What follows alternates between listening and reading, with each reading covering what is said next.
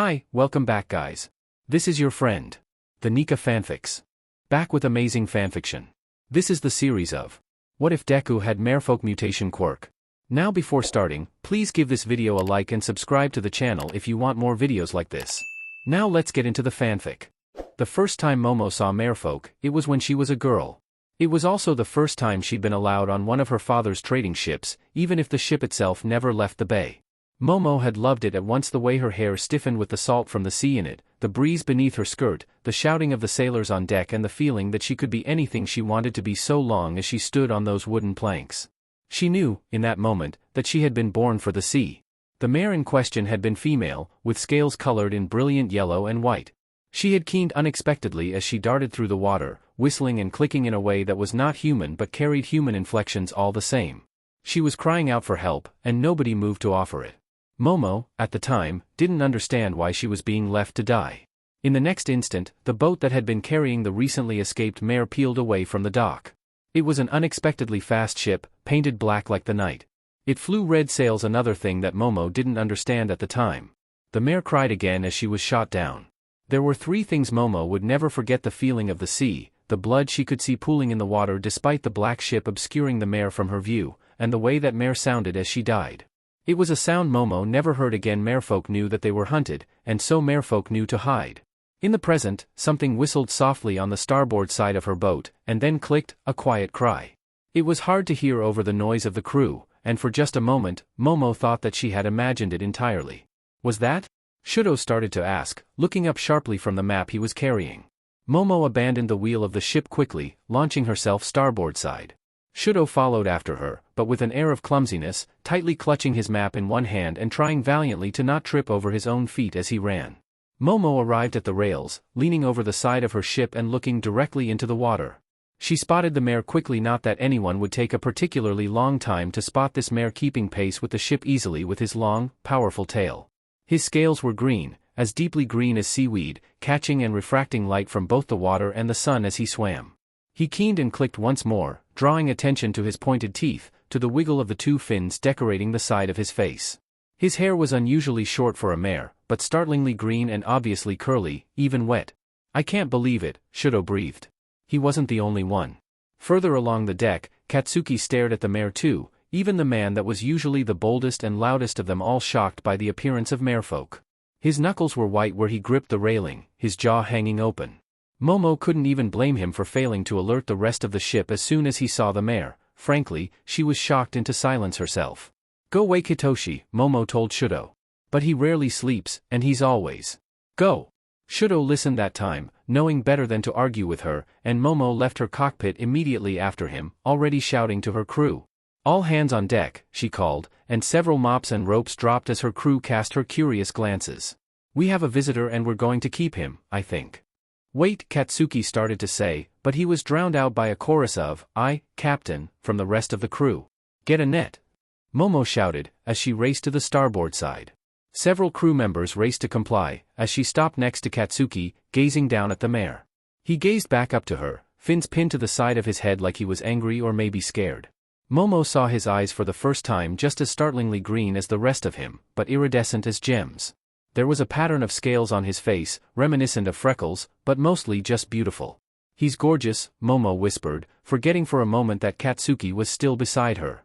The mare raised his fins in a way that seemed to indicate surprise, and he let out a long, high keen before ducking under the water. "That wouldn't do. Capture him," Momo shouted, right as Denki and Fumikage arrived with the net. There were several moments of silence, everyone waiting with bated breath for the mare to reappear, if he would reappear. Just when Momo had started to give up hope, there was another whistle. The mare poked his head out of the water, farther behind them than he was before. Fumikage and Denki sprang into action, each of them launching the net towards the mare in perfect sync with one another. The mare dodged it easily, disappearing beneath the waves yet again. Momo growled in frustration. "I have to catch him," she said again.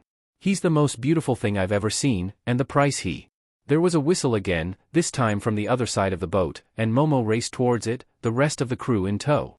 The mare floated idly beside them, making eye contact with Momo and almost lazily flicking his tail towards her.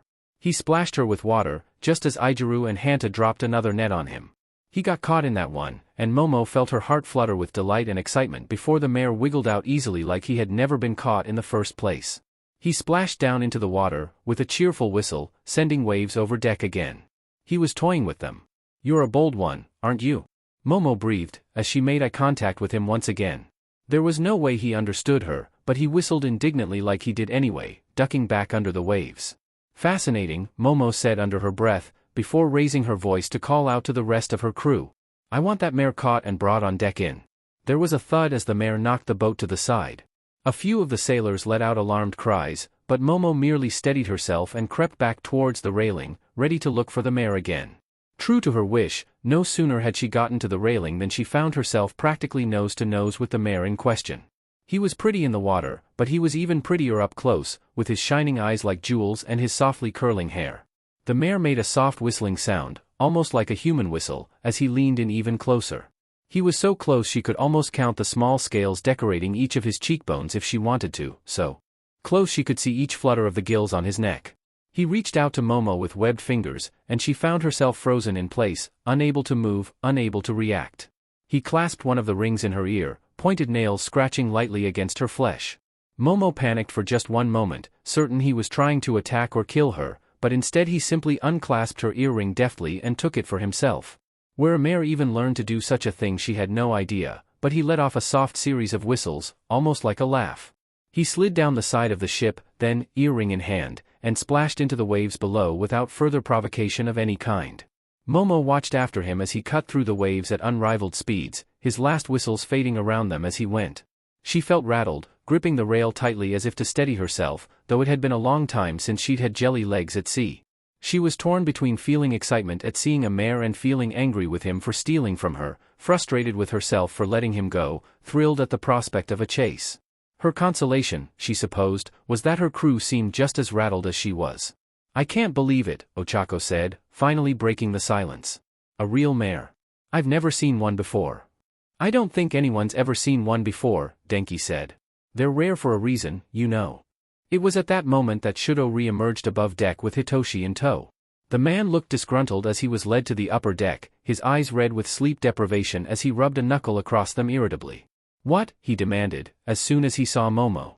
His rudeness was a testament to how tired he truly was. Normally he watched his tongue a little better around Momo, at the very least. "Why did you send for me, Captain Yayorozu?" Momo cleared her throat, using it as a means to regain her composure. She spun towards Hitoshi with one hand braced on the hilt of the sword at her hip, doing her best to come off as regal and intimidating despite the way her inner child was still squealing in delight at the prospect of meeting a mare. "You can speak all languages, correct?" "Yes," he said, his scowl intensifying.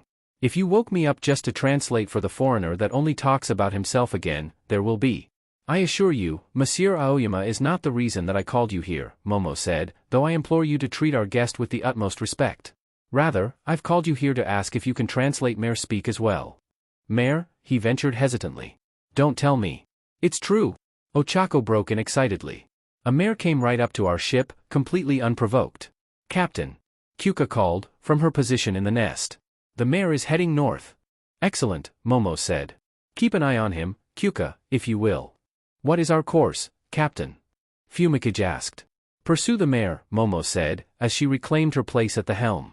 "We'll pursue him to the edge of the world if we must. But he will be mine by the end of it all, mark my words." The crew turned back to their chatter, all of them going about their tasks with a renewed vigor. All of them were excited by the prospect of their new prey, and she was no exception. Shouto quietly joined her at the helm, pausing for a moment before he rolled out his map. He flicked her ear unexpectedly, and Momo covered it with a hand, despite the flick not hurting very much. She cast him a questioning glance. "You're missing an earring," he said. "Oh," Momo said, dropping her hand as a grin crept across her face. "A surprisingly crafty mare stole it from me. I think I ought to get it back, don't you?" "In that case," he said, as he finally spread out his maps, "I better chart your course." Izuku slowed down at last as he drifted downwards, back in the cool waters of the deep sea.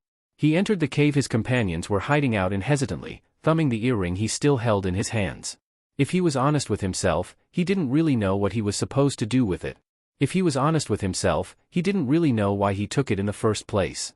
That was a lie. He knew, he just hadn't thought it would happen to him. Izuku sighed as he swam further, closing his hand into a fist around the earring.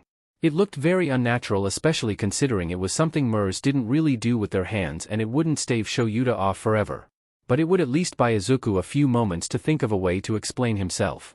"My boy," Toshinori called quietly. Izuku, having been spotted, spun once nervously before heading in Toshinori's direction. Izuku keened softly as he brushed against his father. It was the sort of empathetic mere speak that usually went over Toshinori's head. He had a good grasp of the language, but the calls without words were still often beyond him, but this time Toshinori seemed to pick up on it anyway. Though, perhaps it was just because Izuku was wearing his emotions on his face, too. Toshinori patted him on the head fondly as Izuku pulled away from him. "Where did you go?" Toshinori asked, as Izuku settled into the sand next to him with a soft oomph. "The clears," Izuku said. "There was a ship overhead." "My boy." "Relax," Izuku said. "I know how to investigate a ship without being seen." Which was true. It was definitely true. Izuku had only been seen today because of something else. It had been foolish of him. Toshinori hummed contemplatively, like he didn't really buy that Izuku was as safe as he said he was, which was fair, because he wasn't. "Was it?" "Not the evil one," Izuku said quickly. "Different ship." "You were gone an awfully long time for it to not be him," Toshinori said. Perhaps Izuku had been worrying about an interrogation from the wrong mare hiding in this cave. As if summoned by his thoughts, Shouto suddenly moved, and at last Izuku spotted him. It was unsurprising that he'd gone undetected. Shouto was from a deeper part of the ocean than Toshinori and Izuku were, with their bright colors and their shimmery fins. Shouto was dark, sleek, smaller than them but faster and more agile if not as strong. He was easy to miss in dark places, which was exactly how he wanted it to be, so Izuku wasn't too hard on himself for not noticing him until now. Even if he did startle the tiniest bit at Shouto's appearance. "What do you have?" Shouto asked, his eyes glowing red in the darkness as he wrapped himself around Toshinori. Toshinori, who was used to this by now, patted Shouto's arm. Fondly. "Nothing," Izuku said quickly. He contemplated burying the captain's earring in the sand, but he didn't think that would get him very far where Shouto was concerned. Shouto hissed, his hair lifting from around his face to float around his head as he did.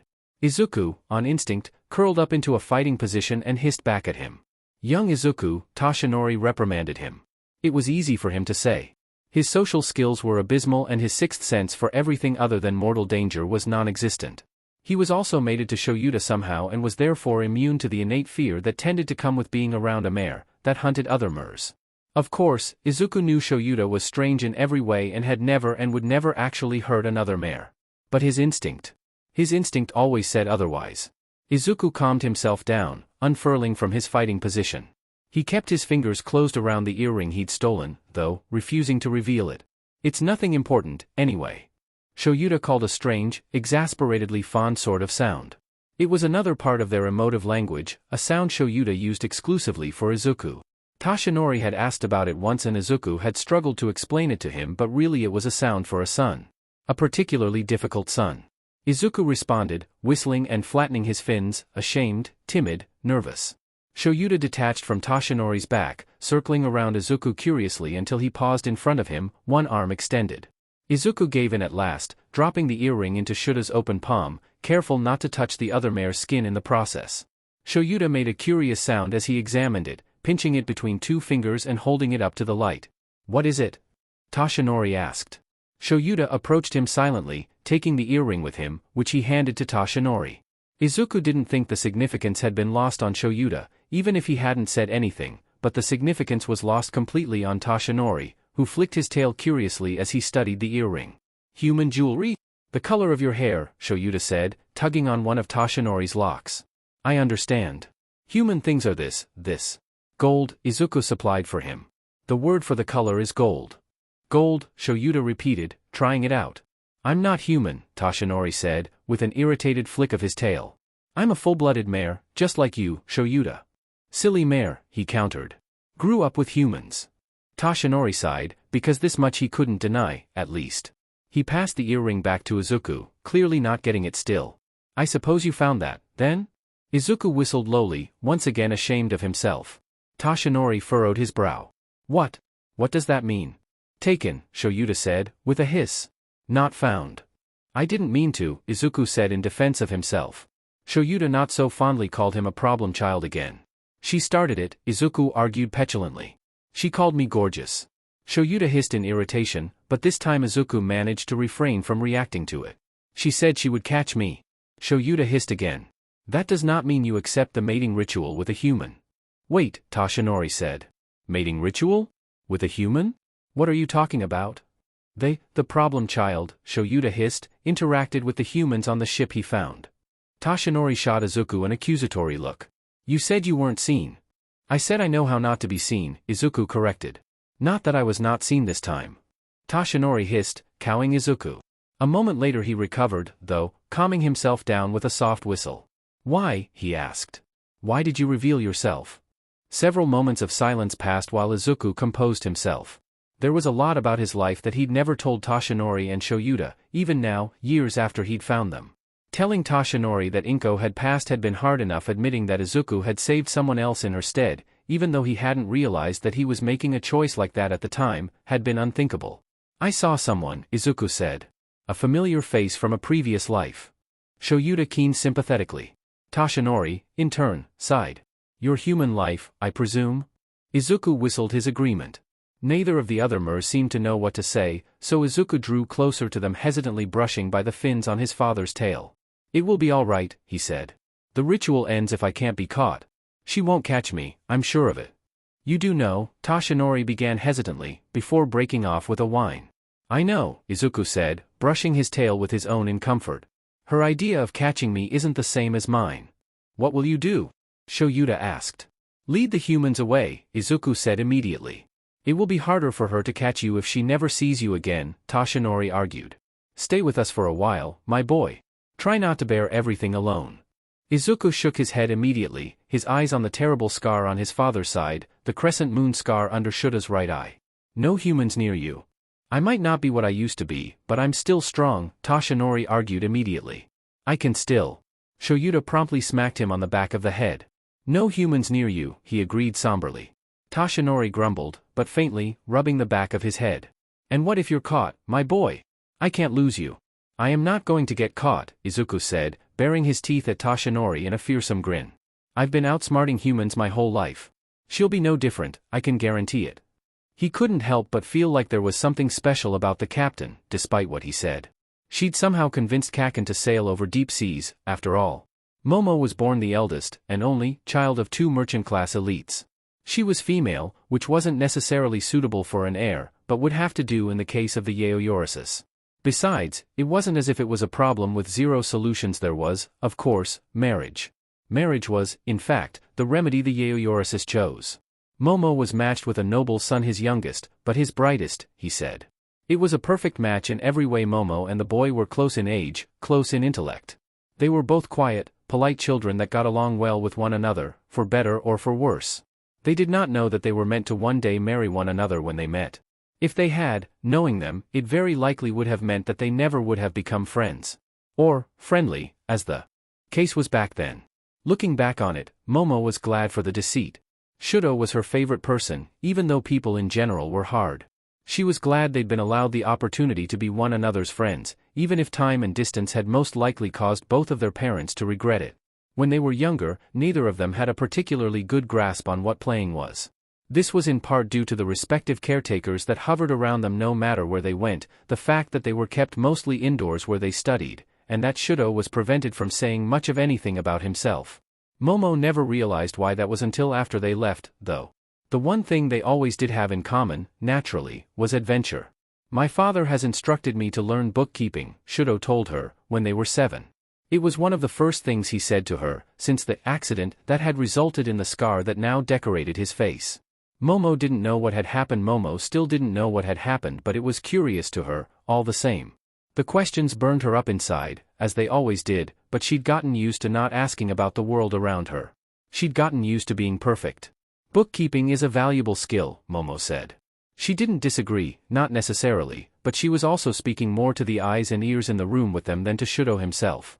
If she could say what she wanted to say, she would say bookkeeping paled to being able to touch the world with her own hands, to set sail on ships, to find hidden treasures, to see the merfolk once again.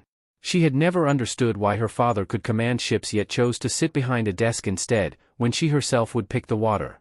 Maybe, Shouto said, casting a glance towards the caretaker in the room. It was something else Momo didn't understand about him, not yet, that he was changing. That he was not so interested in being good and quiet and polite anymore, and instead, he wanted to fight, in whatever little ways he could.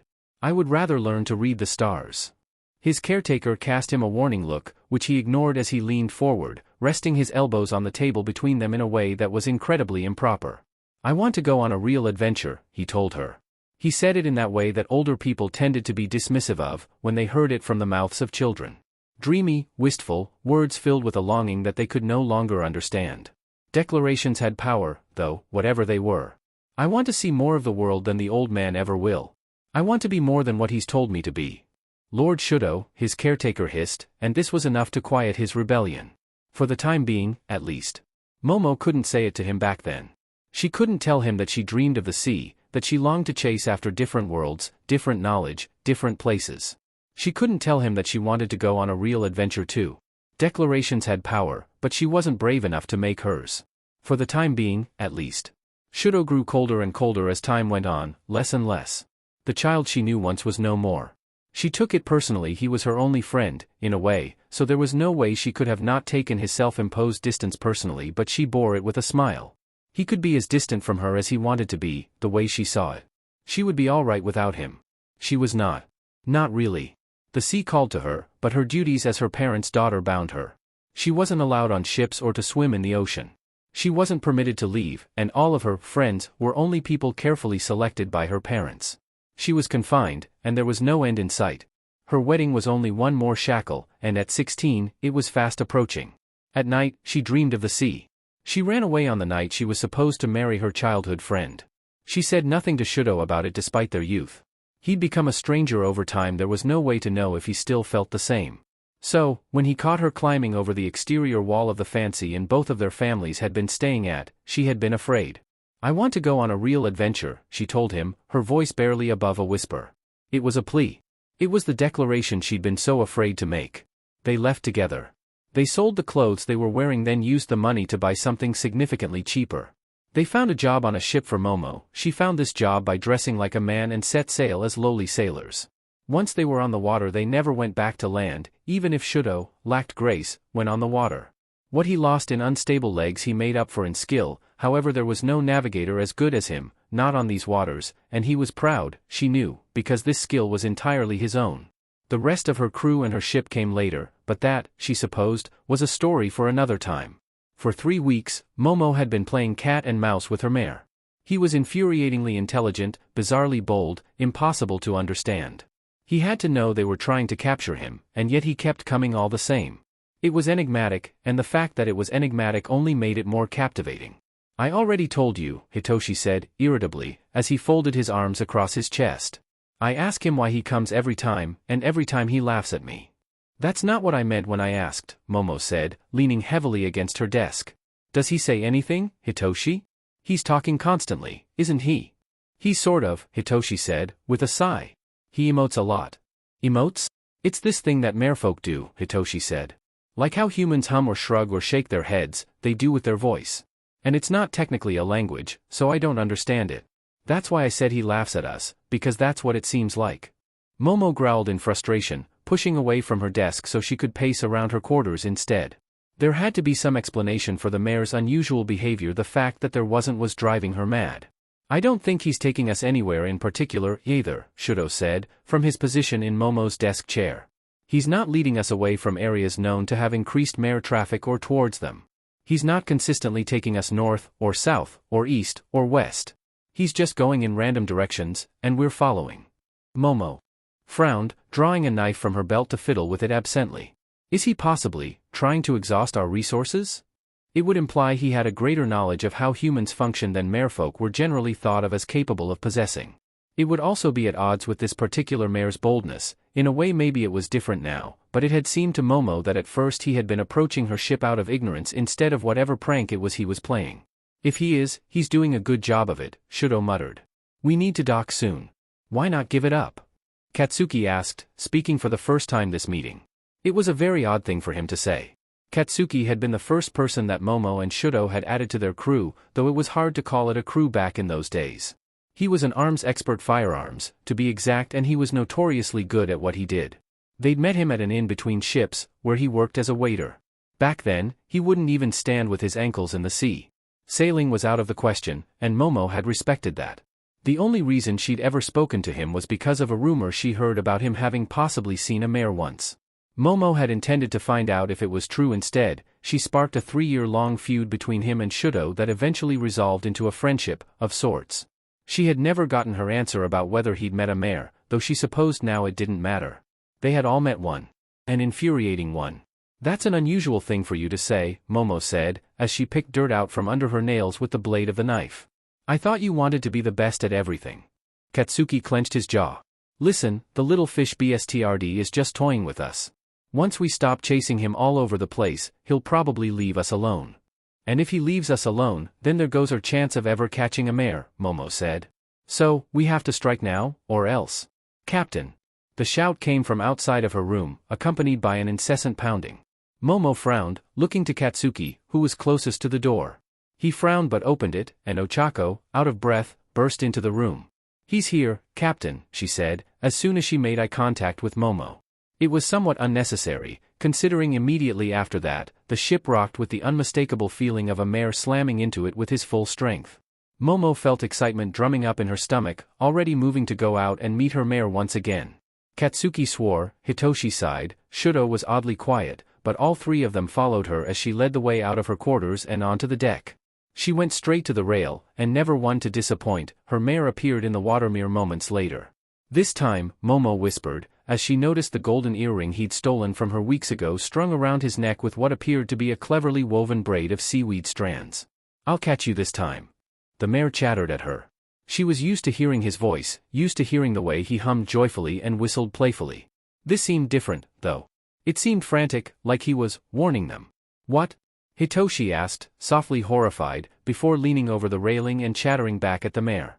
He said one last thing, and then disappeared under the waves, gone as quickly as he'd come. What is it? Momo asked, looking between the spot she'd last seen the mare and Hitoshi. It had been a while since she felt uncertainty about something like this. She did not like the return of the feeling. Hitoshi trailed off, staring at the water. He asked you for a favor. Momo found herself silenced, unable to respond while she processed the implications of this. There had been very little research done on MERS, granted, but none of the research that had been done had ever indicated they were capable of this level of communication. Of feeling. What the hell, Katsuki swore softly. It was a perfect description of how Momo felt. What is this favor I can do for a mare? Momo asked. There's a ship coming, Hitoshi said. He said it's black as water in the dead of night, splashed red with the blood of his people. He was fairly certain it's going to stop us. This is information, not a favor. Have a little patience, Captain, Hitoshi said. I'm getting to that. Get to it then, sailor. He said they won't attack so long as you're good at lying. And what lie am I to tell? That you've never seen him before. Momo had seen the black ship with red sails twice before.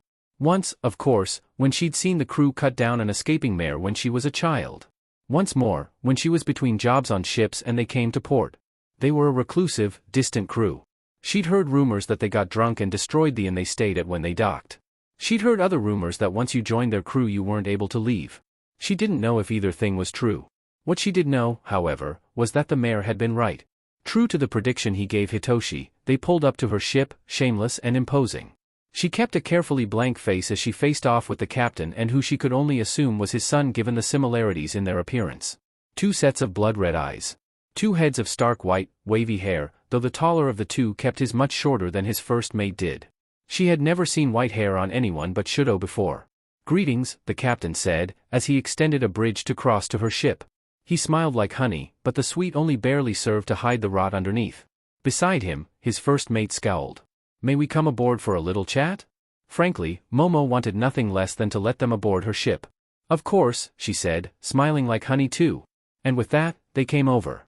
They dusted themselves off as they entered, the elder laughing with false amicability while the younger sneered, his lip curling as if in judgment over Momo, her small ship, and her skeleton crew.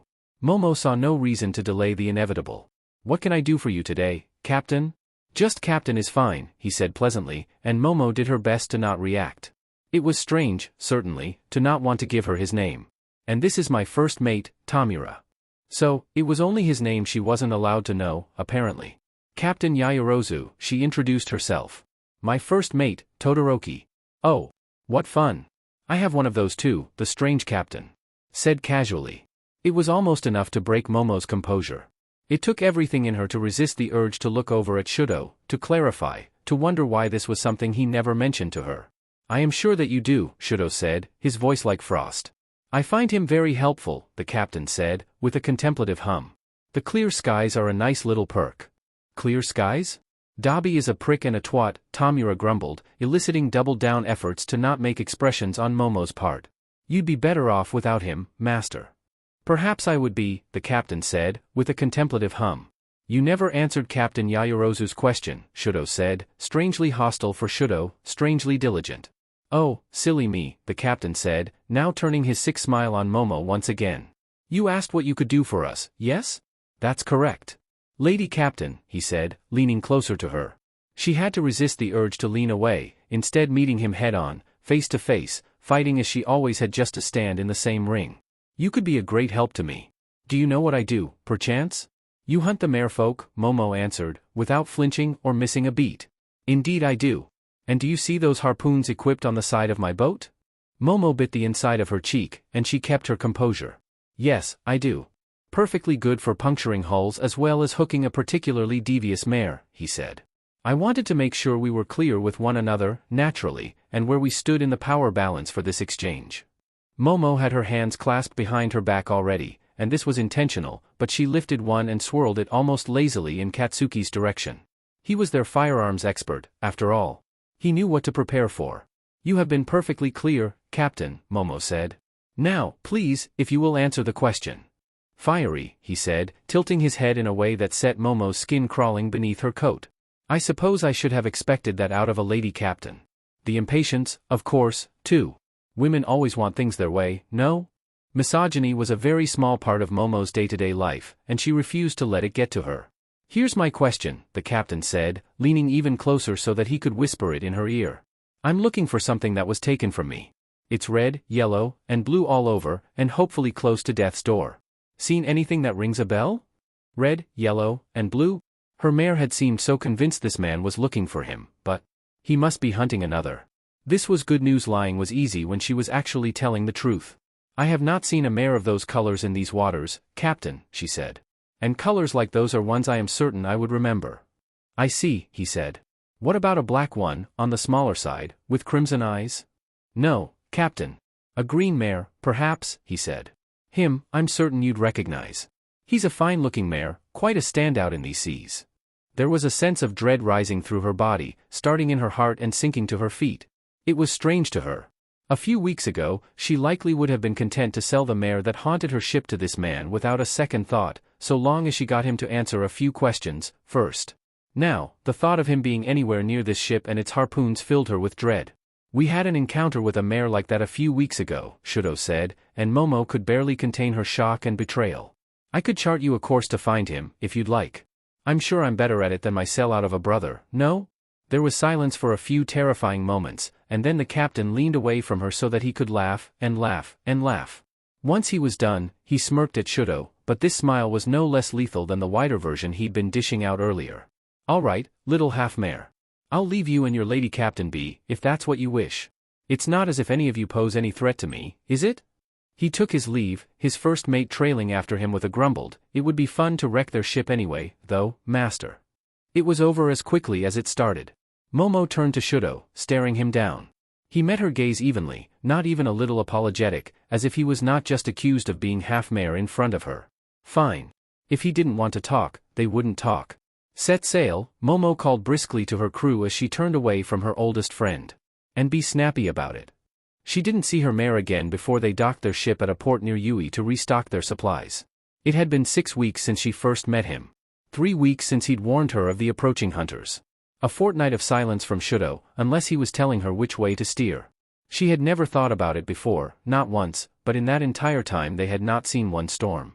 Don't bother me if it's not important, Momo told Hitoshi and Katsuki, as she headed towards her quarters at the inn they had booked a night stay at. She would have told Shouto, too, but he wasn't with the rest of her crew.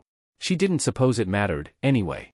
There was no sense in forcing someone to have a conversation with you if they didn't want to talk. She was starting to question if that was true for her mare, too. "Captain," Katsuki said. She ignored him. "Captain. Oi, Ponytail. I'm talking to you." Momo spun around, her hand on the hilt of her sword. Katsuki was an old friend, and a good friend, but she would fight him if she had to. And she was in a bad mood. "What, Katsuki?"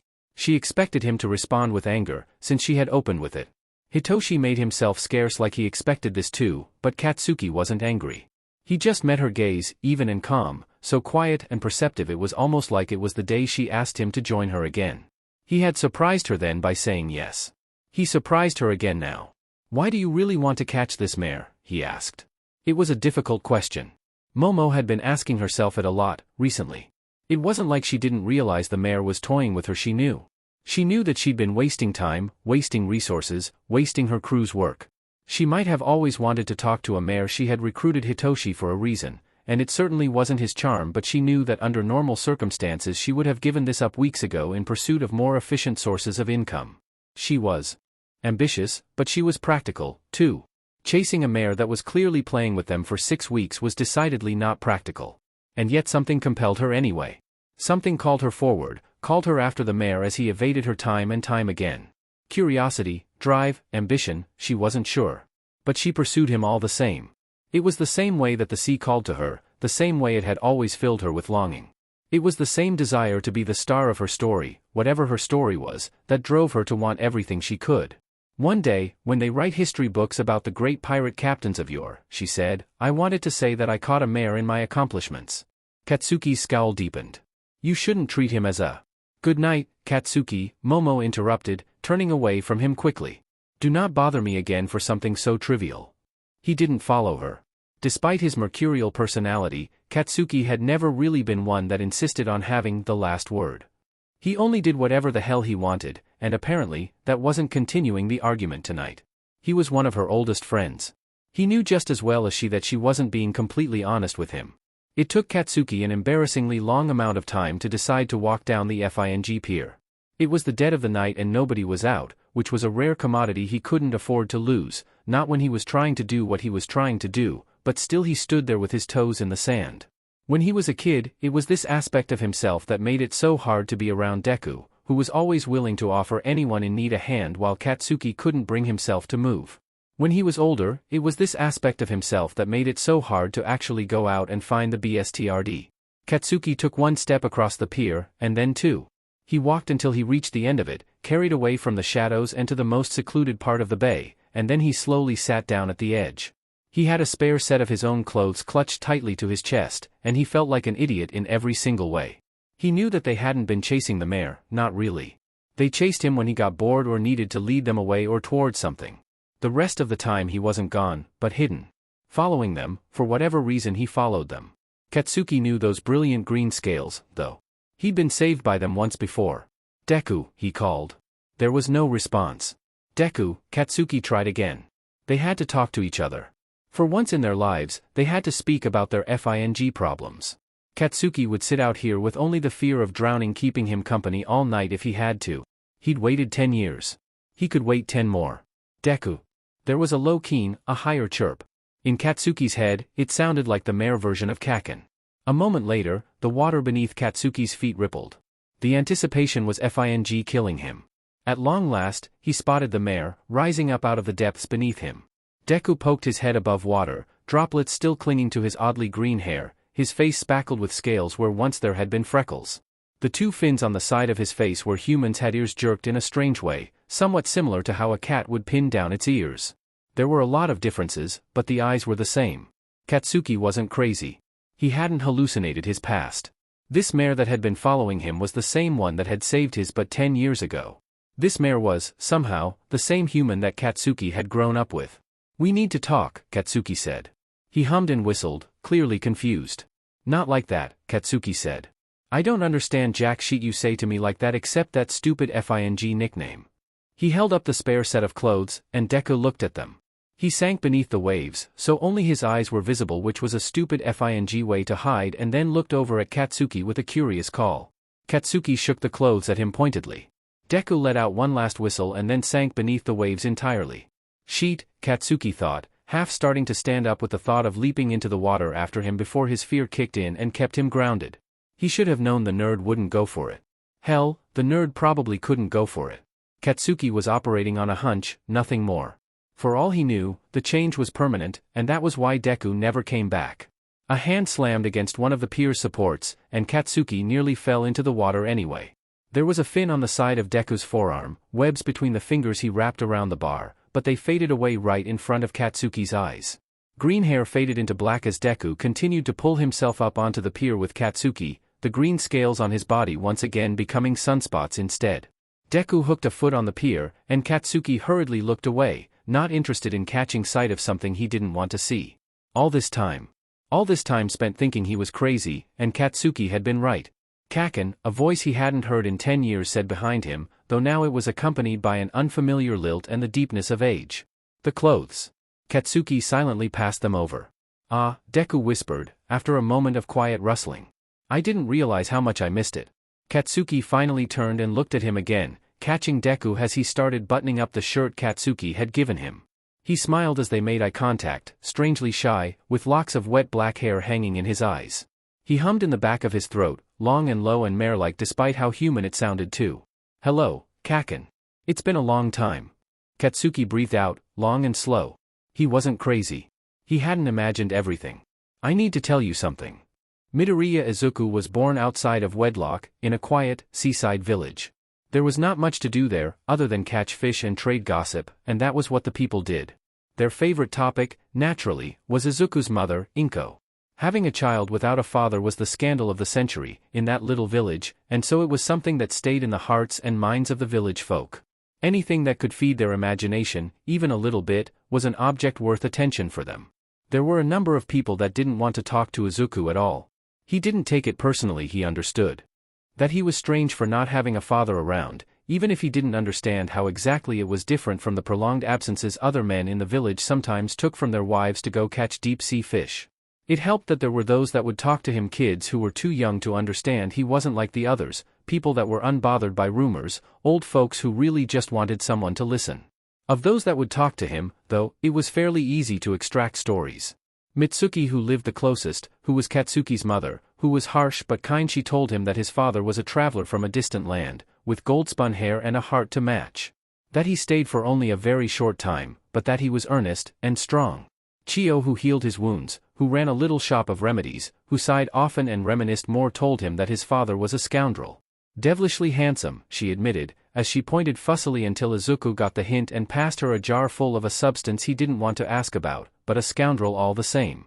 He caused me a great deal of trouble, you know, with his insistence that he was fine when he was very clearly not.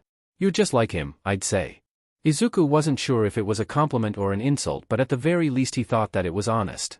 To the others, the story was far less kind to Izuku's mysterious father. He was a ruffian, a thug. He came to the village to steal their money and impregnate their daughters. He did no good for anyone, and no one of his kind did. They were glad that he was gone. Glad, too, that Izuku was apparently so unlike him with his willingness to help with whatever they asked. He wasn't offended by what they said. He had never met his father and so wasn't particularly attached to any idea of how he was. He was only interested in the story, and that interest was only multiplied by the fact that his mother wouldn't tell her own, and also the fact that she kept him away from the sea. He snuck away from her once when he was 8 and went to the edge of the water. He stood in the sand staring at the waves for at least an hour, hating himself for being able to jump in and help the old fisherman on the other side of the village haul his catch to the market in a heartbeat, but hesitating just to touch the water. He finally stepped into the waves at midnight. The water washed against his ankles, and his skin itched, and he felt this strange sense of sadness, like his heart was being torn in half, but nothing else happened. He didn't die as soon as he touched the water, or get carried out to sea, never to be seen again. He didn't go further because he didn't know how to swim, but he didn't feel changed, either. He hadn't just received some grand revelation about himself. When Izuku was 14, his mother packed everything they owned into 2 bags and they snuck aboard one of the ships that occasionally came to trade with the village. She said nothing about it, but Izuku sensed that she was weary of the gossip, that she wanted to go somewhere where no one talked about her, or her son, or her son's father. Somewhere where she could tell people that her husband had died and get away with it, somewhere where Izuku could be seen not for his lineage but for his heart. With hindsight, she maybe even wanted to go somewhere away from the sea so that Izuku never had to know what he had inherited, and the boat they stowed away on was only a temporary and necessary evil in the midst of a greater plan to simply get away. Katsuki followed them onto the boat. Izuku wasn't entirely sure why he'd done it, even after thinking about it for a decade. It wasn't like they had been friends at the time, they hadn't been friends in years, but he'd followed them and found them. One of Izuku's last memories of that time had been Katsuki throwing a net off of the two of them, grabbing Izuku's arm, and telling him that he couldn't leave on a boat because he couldn't swim. And then the boat they were on hit a rock. The tide was lower than normal for that time of year, and what was normally a safe journey was unexpectedly dangerous. It punctured the ship, sending all three of them tumbling in the middle of their confrontation. Izuku hit his head on something when he fell, and when next he woke up, it was to the feeling of water in his lungs.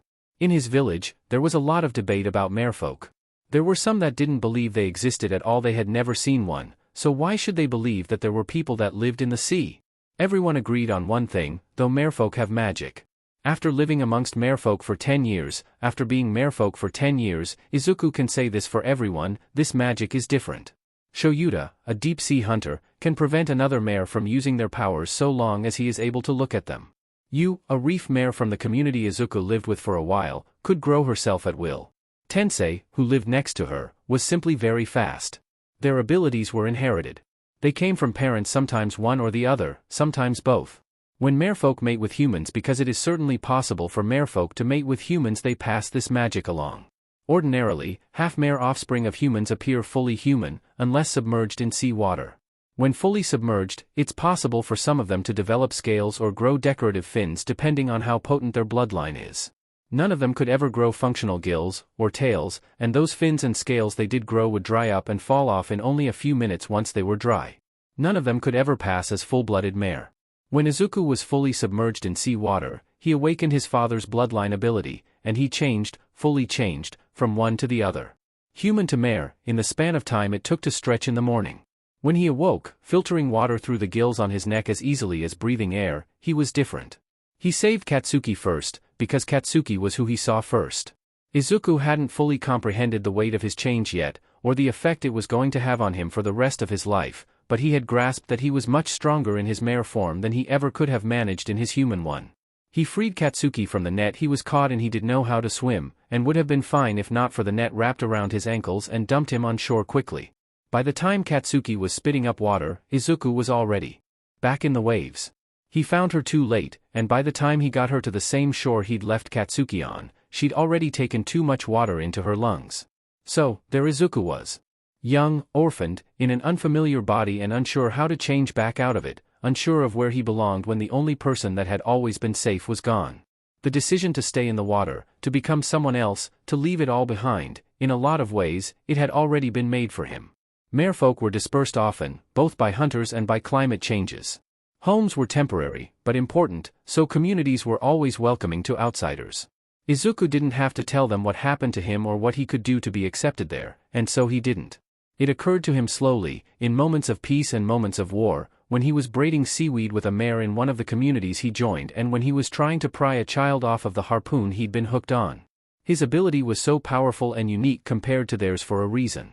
He was the only one that understood enough of both worlds to bridge them. He was perhaps the only one that could convince humans to stop hunting his people. He was perhaps the only one that could convince Mare that his people weren't inherently evil. He didn't know what he was supposed to do with that revelation, but he knew he had to do something, so he went looking for a legend. All Marefolk spoke about All Might with a mystified sort of reverence. A mare that none of them knew, who was strong and fast. He could push boats over with a single shove, dodge whatever was thrown at him, swim faster and travel farther than even Tensei's family could. He belonged to no communities. No one knew where he lived or where he had been born. He simply appeared one day and was gone the next. Izuku tracked him for 4 years before he eventually found him. It was luck more than anything else. Izuku happened to be in need of saving. The mare called All Might happened to save him. He was thinner than Izuku had expected him to be, with a large scar marring his side, and golden hair that floated around his head like a halo in the water. He helped Izuku pick out the barbs in his tail from the net he'd been caught in afterwards, and then wrapped his wounds. He even carried Izuku back to the shelter he'd built with a mysterious mate to let him recover. They didn't know they were related.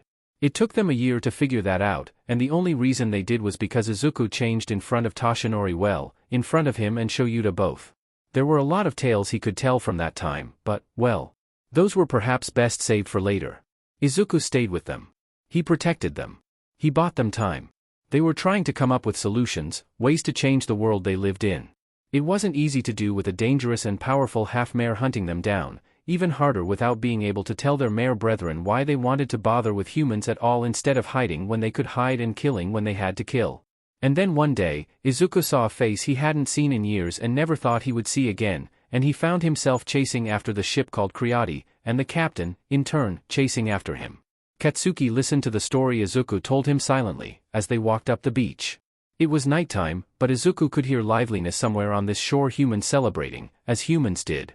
He couldn't remember when he'd stopped counting himself as one of them. So, Katsuki said, as Izuku finally stopped talking. He was making Izuku nervous, but only because he was so difficult to read. The last time he'd seen his childhood friend, he had been near death. Now, they were united again, but strangers, as distant as the stars and the sea.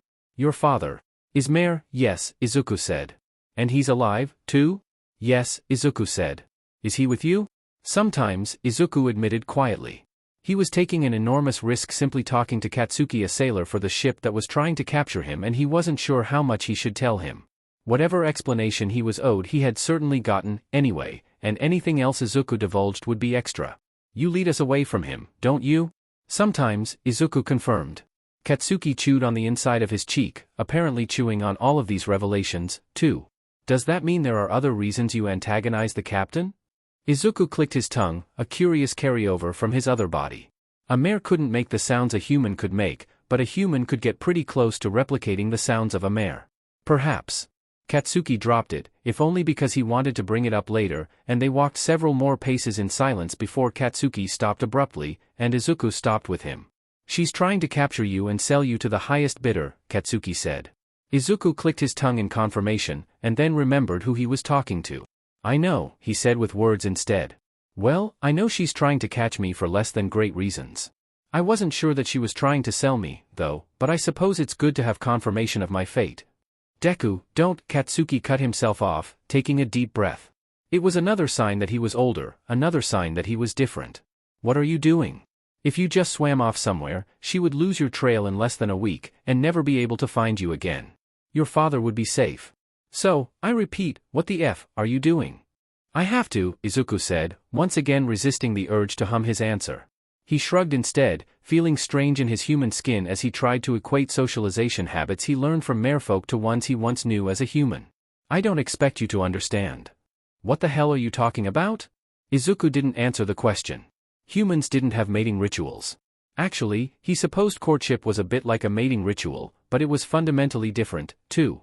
If a human didn't want to marry the person that showed up at their doorstep asking for their hand, they could say no at any point in the process. If a mare didn't want to mate with the person that engaged in a mating ritual with them, they had to win. And winning only came from outsmarting, outrunning, and outwitting the other until they eventually gave up. He honestly hadn't expected the captain to hold out as long as she had. He kind of liked that she did. What is your captain's name? Izuku asked, seemingly out of nowhere. Katsuki made a noise of frustration as he stomped after Izuku in the sand. Why do you care? Curiosity, Izuku said. I know I've heard it a few times, but I don't know how to say it. Like this. Katsuki chewed on the inside of his cheek for several more moments before he sighed. Yayorozu. Her name is Yayorozu Momo. Yayorozu, Izuku said, tasting each syllable, Momo. It was a lovely name. Uncharacteristically soft for someone so rough, but perhaps that was what he liked about it. It spoke of depth, in a way, as if there was more to her than what met the eye. Deku. I'm about to ask you something. And I'm getting really tired of you trying to dodge all my questions, so answer this one, and answer it straight up. Izuku hummed as he looked back at him, neither a confirmation nor a denial. The meaning was the same in both languages. Why did you take her earring? And why do you wear it like a necklace? Ah, Izuku said, touching the earring he wore almost absent-mindedly. He'd been backed into a corner, and even he couldn't think of a way out of this one.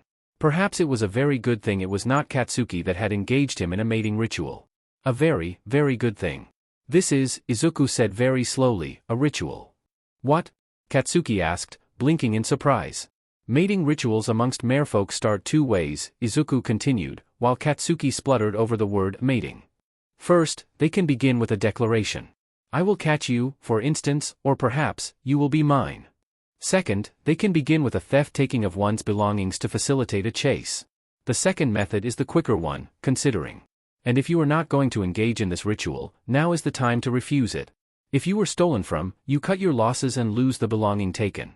And if your ritual began with the declaration, an acceptance of the ritual would be taking. You're trying to, Katsuki said, before losing his courage at the word mate. With the captain.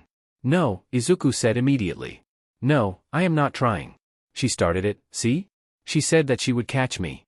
You stole her earring. Yes, Izuku said weakly, because he could not refute that. Perhaps. Not perhaps, Katsuki said, with a scowl. You're wearing the FING thing. It happened. I took the earring, Izuku said, but I didn't steal it, necessarily. If she catches me, it's hers once again. That is how the ritual works. So you want to be caught? Of course not. I meant as a Izuku clicked his tongue in frustration, and gave up on trying to find a synonym.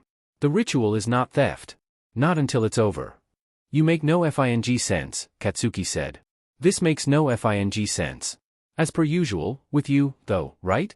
Izuku hissed in irritation, and Katsuki slapped him on the back of the head. He whispered angrily at Izuku. The humming in sheet is one thing. Weird, sure, but whatever. Do you want people to realize you're not? Well, I was going to say human, but I guess you are that. A little bit. Not that it matters, Izuku grumbled, because he knew that Katsuki was right and vocalizing in ways that were obviously not human was far from a good idea. It's equally as legal to murder a half-mare as it is a full-blooded one. Which is odd, when you consider that most mare hunters are half-mare themselves. What? Did you not know? Izuku asked, as he straightened. The evil one, who sails the black ship, he is half of us. How do you know? It is our history, Izuku said. All know. Merfolk aren't smart though. Not like humans. Izuku managed to not hiss in irritation this time. Merfolk are just as sentient as humans. Just as conscious. Just as capable of history-keeping and free thought and emotions. We are not less. Katsuki stared for several more moments, before scrubbing a hand down his face. Just, let me get something right. All right? You have to provoke the captain. Because of this ritual. Ah. Yes. Even though she wants to catch you and sell you to whoever pays the best. Unfortunately. And this won't end until she gives up. Or until I get caught, yes, Izuku agreed. She has been surprisingly persistent so far. I didn't think this would last longer than a week. I need to find a way to talk her out of this, Katsuki said.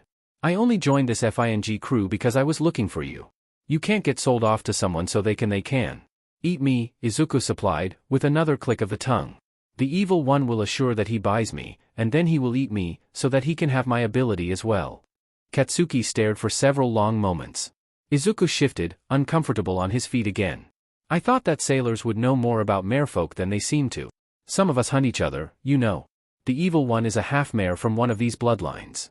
It was Katsuki's word of the night, apparently. Izuku took a deep breath, feeling the air in his lungs, and took a step forward.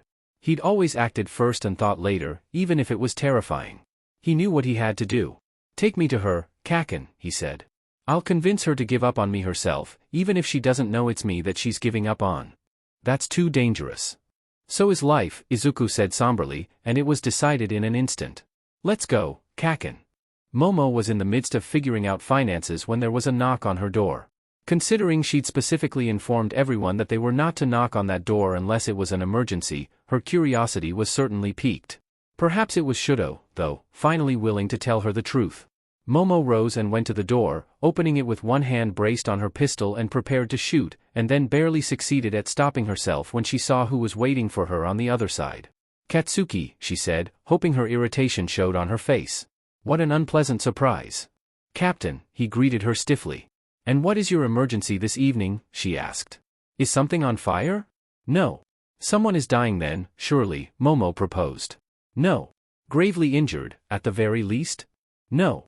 We are being attacked, stolen from, or otherwise harassed, and you are simply incapable of handling anything without me there to hold your hand? Katsuki clenched his jaw. No, I. Then why have you come to my door, Bakugo Katsuki? Momo asked. When I specifically asked you not to? Katsuki looked like he was about to say something, but instead, a different voice sounded. Apologies. I'm afraid it was me. That requested this audience, he said. There was something immediately enchanting about the sound of his voice, made even more enchanting by the fact that Momo hadn't noticed Katsuki was not alone. She opened her door wider, looking for the source of the voice, and found a man leaning against the far wall, strands of curly black hair hanging into his eyes, freckles smattering his skin. His shirt was buttoned all the way to his throat, his booted feet crossed one over the other. Apparently sensing that she was looking at him, though, he lifted his head, meeting her gaze with a pair of brilliant green eyes. He was plain and striking all at once, which was odd. She felt like she knew him, but she was certain that she would remember meeting someone like this before. "Who are you?" she asked, eyeing the stranger. He was unarmed, clearly nothing hung at his belt, and the fit of his trousers was far too tight to conceal a weapon beneath them. Granted, he could possibly have a knife strapped to his arm, but she doubted that was the case.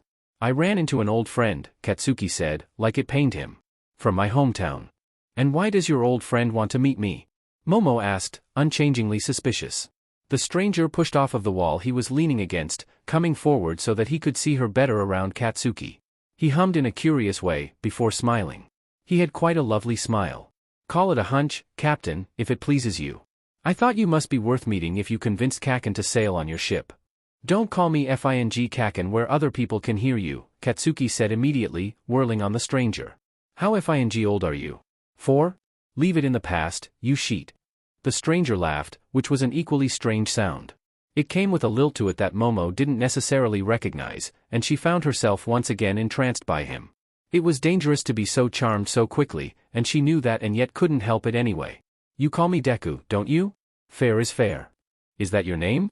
Momo asked, before Katsuki could respond. "Deku?" The stranger blinked wide eyes at her, and then looked away. "It's more of a nickname," he said softly. "My name is Midoriya Izuku." "Midoriya," Momo repeated, acquainting herself with the name. Some sillier part of her longed to call him by his first instead of his last, but she refrained. The many habits ingrained in her as a child were difficult to unlearn, after all, and it wasn't very proper to call a man that she'd just met by his first name when she was meant to be the intimidating captain of a pirate ship. "I am Captain Yaoyorozu Momo. It is an honor to make your acquaintance, Captain Yaoyorozu," he said, bowing at the waist to her. Not for the first time since she'd seen him mere minutes ago, Momo tried to get a read on this stranger, and failed yet again. "What is it you do for a living, Midoriya?" He hummed thoughtfully, earning himself an oddly reproachful look from Katsuki. They had a bizarre relationship, these two. "I used to be a fisherman," Izuku said. "Now I chase a peculiar dream of mine. I don't know that I would call it a career, though. Certainly nothing like being rich and stealing from the richer." He smiled unexpectedly after his last statement, his teeth a neat white row of determination and easy confidence, and Momo, for her part, fell just a little more in love with this charismatic stranger. There weren't very many people that would be brave, or stupid, enough to say something like that to her face. "I don't know if I would call what I do a career either," she said, smiling at him in an equally intimidating manner. "But I do appreciate the sentiment. So the question then, I suppose, is what exactly is this beloved dream of yours?" "I'm afraid I'll have to ask you to keep it a secret if I tell you," Midoriya said, leaning forward in an oddly playful, almost flirtatious way. Momo felt her eyebrows climbing up her forehead in surprise, almost hoping for her sake that she was just reading the situation wrong. "I'm a pirate, Midoriya. I can keep a secret." He clucked his tongue, perhaps in agreement, perhaps not, and then motioned her forward so he could whisper in her ear. Momo went hesitantly, feeling as if she was perhaps affording this stranger too much trust but unable to stop herself from giving it anyway. "I look for the merfolk." Momo suppressed a shudder, caused both by the words he said and how he said them. This couldn't be a coincidence, she thought, not with her mare, with the ship of hunters, with the revelation that Shouto was perhaps half mare, but what exactly the significance was escaped her. She wanted to send this stranger away, she wanted to drag him into her quarters and demand answers from him, she wanted to find her mare, she wanted to let her mare go. "I don't hunt them, mind you," Midoriya said, as he pulled away from her, raising both hands. "I have no weapons or nets. I want to learn from them, when they're willing to let me. I want to help them, when they're ready to let me." And suddenly, Momo saw an opportunity where before there was only uncertainty. "Have you," she asked, "learned from them?" He smiled wryly, folding his hands behind his back. "I have more to learn still." There was a chance, perhaps a slim one, that this stranger could help her catch her mare. If she could understand him, she could capture him and then she could decide what it was she was going to do with a captured mare, anyway, but at least he would have been caught. The only problem was that there was someone blonde, prickly, and defensive looming over his old friend's shoulder. Whatever trust Momo had with Katsuki, she could tell that there was something deeper with Midoriya, something older. Something that was making Momo the enemy, if a very minor one. She opened the door wider. It wasn't an invitation to come inside, not yet, but it was a show of trust. More of her quarters on display for the stranger to see, a sign that she was engaged. Katsuki narrowed his eyes at her, as if he were suspicious of her motives, despite the fact that he had brought his handsome friend to her in the first place. I would be interested to hear some of these things you learned, Momo said. It would be a long conversation, Captain. I have time. Is it not the middle of the night? I have had later nights than this, Momo said. It was only after Midoriya's cheeks reddened with a bit of a blush that she realized she had said an innuendo. She found herself resisting the urge to get embarrassed. Herself now, despite the life of thievery, travel, and general debauchery, she was not typically one for romancing strangers for a good night. It had happened before, it had certainly happened before, but usually only when there was a lot more alcohol in her system than there presently was now. It was a matter of time and attachment more than anything else. She had a ship to look after and a marriage to the sea she always ended up returning to, but now that the idea was there, she found she didn't really mind romancing this particular stranger. And in any case, it would certainly be a good way to shake Katsuki. If Katsuki's friend was willing to shake him, of course, which was perhaps the biggest obstacle. The stranger placed a hand on her door, pushing it even farther open. For the first time she noticed that it was scarred, lines crisscrossing in perpendicular patterns like it had been caught in a net, fingers crooked where they were broken once and healed wrong. It struck a strange chord with her, something familiar about it, or perhaps, just something odd for someone that was peacefully chasing merfolk. Perhaps you should invite me inside, then, Captain, he said, with a sort of boldness he hadn't displayed previously. Apparently, she needn't have worried about him not wanting to leave Katsuki's side. Deku, Katsuki said, warningly. I can talk to you later, Midoriya said, his voice soft but firm. Katsuki glared at him, and Midoriya glared back until the two seemed to come to an agreement about things. An agreement that was favorable for Momo, considering it ended with Katsuki looking away with a clenched jaw. Well, Momo said. Come inside, Midoriya. I'll see you in the morning, Katsuki. He folded his arms over his chest as Momo shut the door in his face. Would you like a drink? The captain asked, as she led the way deeper into her quarters. She paused by a desk, blunted nails dragging across a few pages there.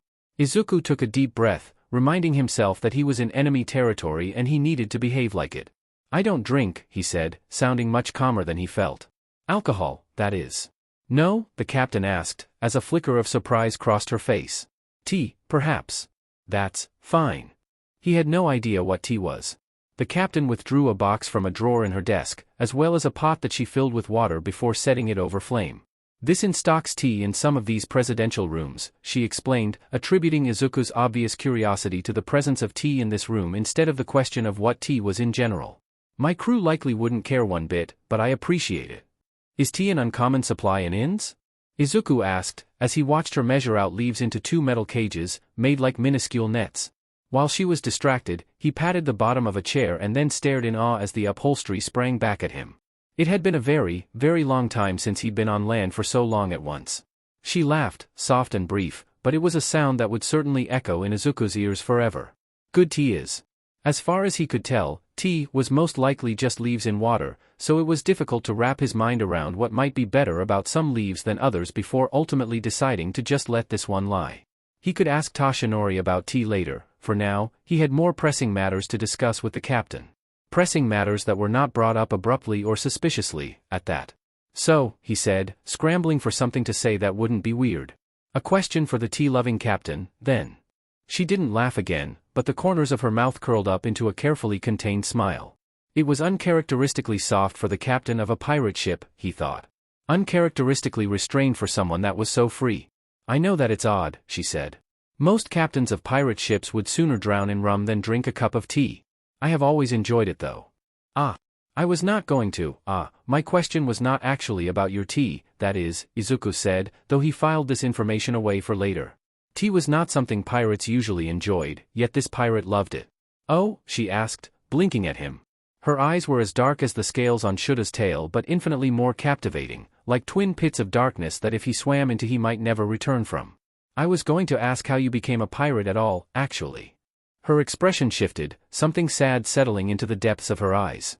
That's difficult to explain. I have time, Izuku said, ironically echoing her same words from earlier. So you do, she said, right before the pot she'd sat over the flames whistled at them. Izuku nearly leapt out of his skin, taking several steps back and clutching the shirt Katsuki had loaned him over where his heart was.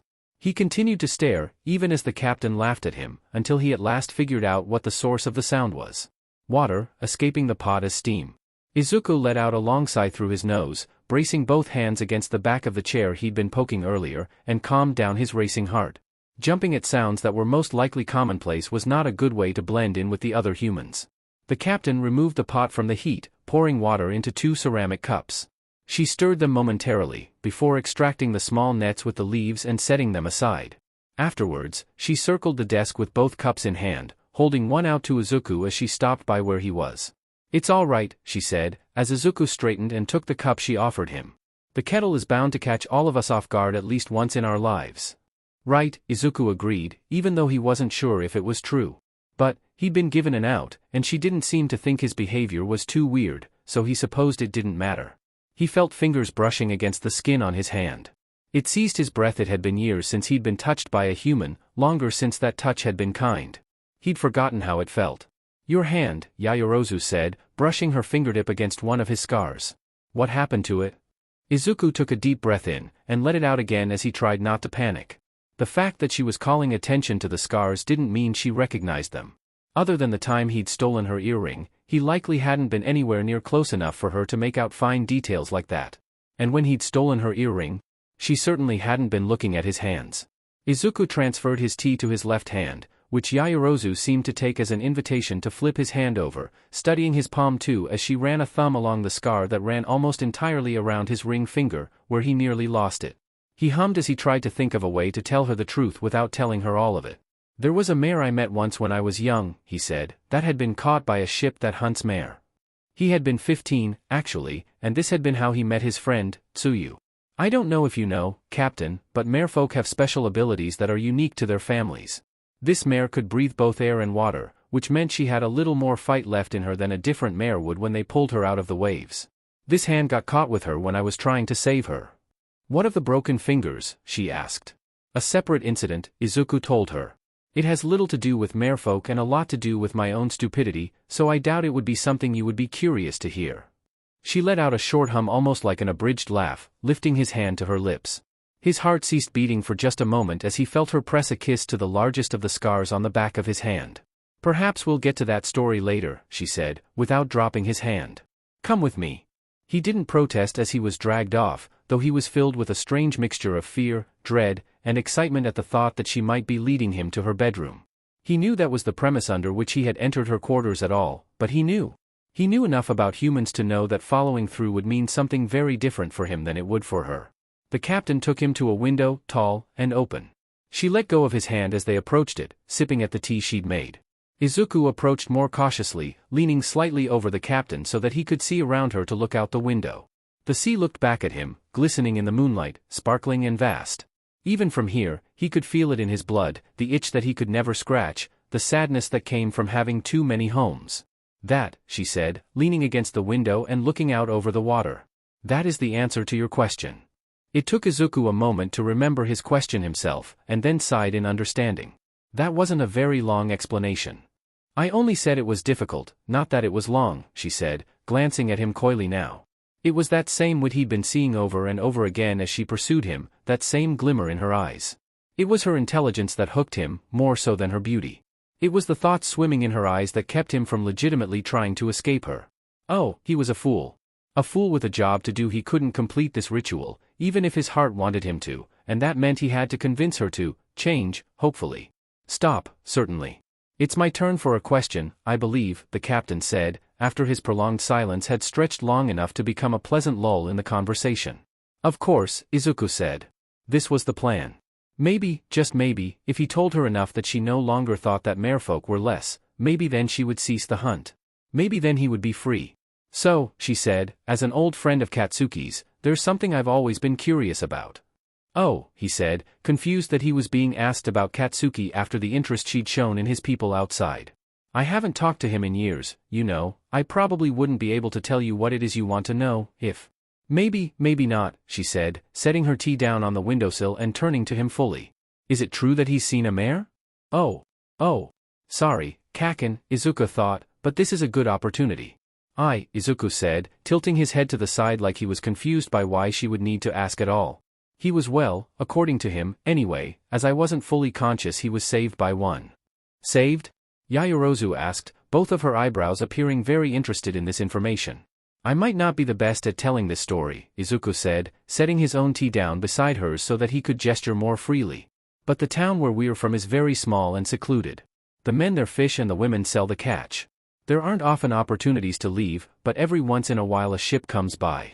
Izuku paused for a moment, considering. How much should he tell her? When we were 14, Kaken and my mother found us passage on one of these ships. Well, Kaken was not included in this initially, but he followed anyway. You see, at the time, I couldn't swim. I think he had it in his head that he was going to save me. How noble of him, she said, but ironically. Izuku could understand it seemed a stretch to apply the word noble to Katsuki at any age. The ship was wrecked, Izuku said, and her expression changed swiftly to one of mirth. I couldn't swim, and Kaken was caught in a net. Both of us were supposed to die that day, but something else intervened. It wasn't necessarily a lie, but Izuku paused anyway, trying to think of how to continue in a way that was neither incriminating nor wholly untruthful. I woke up to the feeling of water in my lungs. All I could see was this tale. Kaken and I were carried to a shore. Everything after that is a bit of a blur. She was silent for several moments, watching him with an odd expression, like she wasn't sure if she wanted to cry or smile. And your mother? Dead, he said. Don't look so sad, Captain. This was a decade ago. I've had more than enough time to adjust. Apologies, she said, once again strangely formal for the captain of a pirate ship. I am just familiar with loss. I presume that this is why you decided to learn more about the merfolk. Yes, Izuku said, once again scrambling for something to tell her that was both true and not. After everything, it was hard to go home and feel content. I reckon Kaken felt the same way, since I found him again here. I'm sure that he did, she said, staring out over the water. They fell into another lull in conversation, a lull in which Izuku finally worked up the courage to try his tea. It was surprisingly good for leafy water. Then again, considering he lived primarily off of seaweed, he probably shouldn't be surprised. You know, the captain said, it is actually one of my lifelong ambitions to catch a mare for myself. Izuku hummed in distress, before remembering who he was with and recovering. It is? Yes, she said, folding her arms across her chest and leaning heavily against the window. It's something that's difficult to do, so I wanted to do it. I've been following one for a while. I felt close to catching him. It had been a long time since he'd been human, but he didn't find humans and merfolk were all that different in how they expressed themselves. He read her crossed arms like he read the way Toshinori often curled up on himself, read the expression on her face the same way he read Shuta's as he pressed his forehead against Toshinori's and whistled with regret.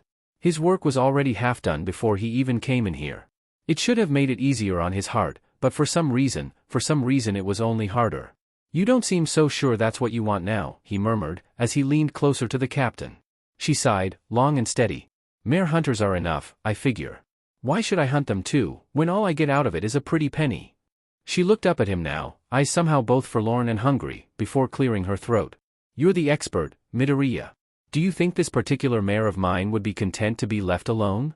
You can call me Izuku, Captain, he said, as a means to avoid her question. It's what feels right. Answer the question, Izuku, she said lightly, and Izuku was twice distracted when he felt her hands gliding over his shoulders. He had no memory of drawing so close to her, no memory at all, and he was struggling. Struggling to fight off his heart, struggling to remember his head. He had a job to do. Yes, he lied entirely, for the first time that night. The answer is yes, Captain. Momo, she corrected, as she cupped his jaw with one hand, hooking the back of his neck with the other. He was leaning, she was pulling, their faces mere inches apart. He could feel her breath on his cheek, the beat of her heart against his chest.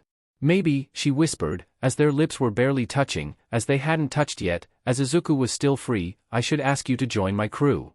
It was enough to bring him back. He couldn't do this, no matter how much he wanted to. It was not fair to either of them, or all of his people in the sea or on the land. He could not tell her who he was, or how he lived.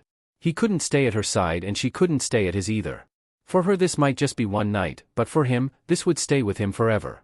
The earring he'd tied around his neck felt as if it would burn a hole through his chest. I'm sorry, he whispered, as he separated from her quickly, his hands finding both of hers and lowering them. I can't do this. I'm sorry. I know you don't understand. He left quickly, finding his own way to the door and down the hall, gone before she even had a chance to move from the window. By the time the sun rose, Shouto had made up his mind about what he had to do. Momo. He accosted her as she was heading down the pier, preparing to board her ship. She ignored him, but that wasn't exactly a surprise. Momo.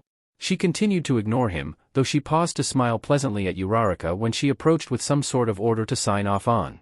They concluded their business, Uraraka left, and Momo continued on her way without a second glance at Shouto. He rolled his eyes, and then said, "Captain." "Ah, there you are, Todoroki," she said, with a smile where all of her teeth were daggers. "I've been wondering where my first mate got to." Well, a bar. Where he had been since they docked, but she could probably smell it on him and therefore wasn't actually asking. "I have something to tell you," he said. She turned on her heel, already done with him, and continued her walk back to the ship, forcing him to scramble after her. "It'll have to wait until we board, I'm afraid. I'm busy." "It can't wait until we board," Shouto said. "Sure it can." "Momo," he interrupted, and he apparently sounded desperate enough that he finally got her attention. She turned, expression concerned before she remembered she was mad at him and schooled it. Shouto moved quickly while he could move, holding out their map. Her map. Giving it back to her. "What?" she ventured hesitantly, as she closed her hand around the map. "I resign," Shouto declared. "As your navigator and as your first mate. I refuse to sail with you any longer." They had drawn an audience, members of the crew stopping what they were doing everywhere so that they could stare at them, slack-jawed and wide-eyed. Momo let go of the rolled-up map like it had burned her, looking on the verge of tears. "Why?" she asked, soft, less. It was like they were kids again, small again, dreaming of an adventure together again. "I want to have a real adventure," he declared to her, all those years ago, and yet all he had done was follow. Follow his father, follow her, follow. He couldn't keep doing everything others asked of him. He had to start deciding what his future was for himself. "I didn't join this crew so that I could hunt merfolk," he said, well aware that he had an audience, well aware that he'd been called a half-mare in front of this entire crew less than a week ago and that it was true. Well aware that leaving meant that he would no longer have Momo's protection. Well aware that no longer having her protection meant he would die, as all half-mares that weren't on the black ship, still living in secret, or still protected by their wealthy fathers would. He wasn't human in the eyes of the state. It was just as legal to hunt him for sport as it was his mother, and that was what people would do. He didn't know the green mare that chased them in the waters, but he knew a different one. She was soft and lovely, with a long, beautiful white tail and hair to match. She preferred colder waters, and so the tank she was kept in was chilled. It was kept underground, in a secret room Shouto's father showed no one, not even his children. Shouto found it by accident when he was 6 years old, and he knew the truth as soon as he saw her, as his feet carried him to the entrance of the tank she was kept in. He couldn't see someone else live that life. He refused to assist the person trying to make it happen, even if she was his oldest friend. "You're resigning, because of the mare?" Momo repeated, in shock. Shouto took a long, deep breath, and held his fist over his heart. "I refuse," he said, "to intentionally injure or capture a mare. Any mare. So, I cannot board your ship, Captain." She frowned, her eyebrows drawing together. "I don't understand. You were fine, when this started. You helped." Shouto closed his eyes, not sure how to respond, not sure what he could say to her, how to explain himself. Hitoshi said it for him, to Shouto's surprise. "You didn't know he was a half-mare then," he said. "Now his plan has been compromised." "Plan?" Momo asked, looking between Shouto and Hitoshi. "Shouto, what plan?" "He was probably going to set the mare free," Hitoshi said. "If you caught him, that is. But now that you know what he is, it would be too suspicious." "Shouto, is that true?" Momo asked, looking back at him. Shouto almost wondered if Hitoshi's all-speak applied to mind-reading too. "Aye," he said, lifting his head to meet her gaze. "It was true. That was what I was planning to do. Treason. Mutiny. Whatever you want to call it, I was willing to do it." Several shocked gasps rippled through the crew watching. "You would betray me?"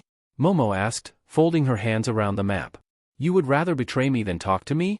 "I look out for myself," Shouto said, lifting his chin high. "I always have. I was never really here to make friends." The silence was pregnant. The pain on her face evident.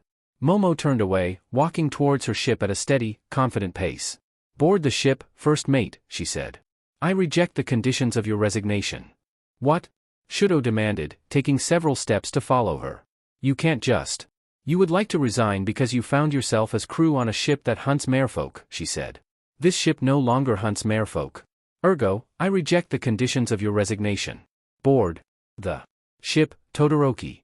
Todoroki. So, she was still mad at him. But, she was honest. He boarded the ship amidst the quiet whispers the rest of the crew were throwing his way. You still follow the human ship, Shouto said. You still wear the gold. It was the first time he'd spoken since finding Izuku at dawn. It was a good day for Toshinori. Apparently he trailed after Shouto easily, and had not needed to stop for rest, but he had been equally as silent. It had been 3 days since Izuku had left his meeting with the captain. They knew that he had gone and they knew that he had returned, but they hadn't been able to piece together anything in between. And they also, wisely, sensed that Izuku hadn't really been in the mood for them to ask. Izuku clicked his agreement, unable to lie to Shouto. Shouto fixed him with his piercing gaze, flicking his tail once. You said you were going to end the ritual. I tried, Izuku said, flicking his own tail in irritation. Shouto clicked, low and threatening. I did try, Izuku defended. I went to see her. I convinced her to stop chasing me. So, what is the problem? It's not over yet, Izuku said, with a quiet, forlorn hum. I can feel it. She hasn't given up. Shouto didn't seem to know what to say to this, so he said nothing, and the two of them continued in silence. At least, up until Toshinori gave one powerful move of his tail, and caught up with them easily. I think I know, he said, in a soft, sad sort of way. She likely gave up chasing the mare, but longs for the human she met. Izuku blinked at Toshinori for several long moments. Could it be? No, he said. It's not possible. I left her. I was not very nice. Maybe she doesn't like nice, Shouto grumbled. She is a pirate.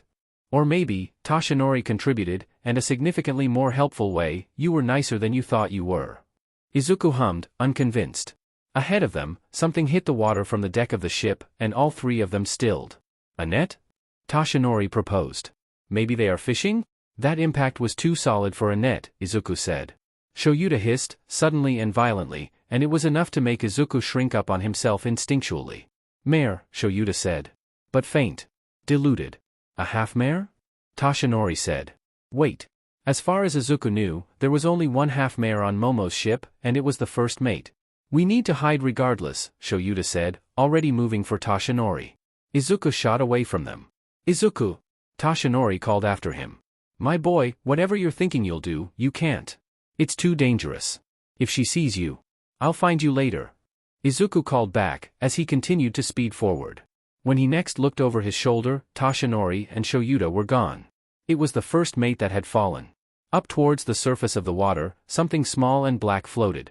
Izuku realized belatedly that it was the eye patch he usually wore, though half of his face was turned away from Izuku still as he sank through the waves. Something dark and reddish in hue trailed through the water after him, and Izuku panicked, convinced it was blood, but a second glance at the pirate revealed it was something else. Dye, kept in his hair, to hide the fact that half of it was white. He struggled wordlessly, one hand on his neck where Izuku could see gills growing. Scales on an arm, a half-formed web between his fingers. He was growing the partial transformations that half-mers had when fully submerged, the cosmetic ones that did nothing for them other than helping a little bit with swimming. Despite all of his floundering, though, he continued to sink. He couldn't swim. Most likely, he had been kept away from the water like Izuku had been when he was young, unable to swim because he couldn't risk exposure to learn. What he was doing on a boat when he couldn't swim was beyond Izuku, but it didn't matter, he needed to be saved. Izuku approached, reaching for the man so that he could pull him up to the waves. He saw Izuku out of the corner of his eye and flinched away violently, turning so that he could face him fully.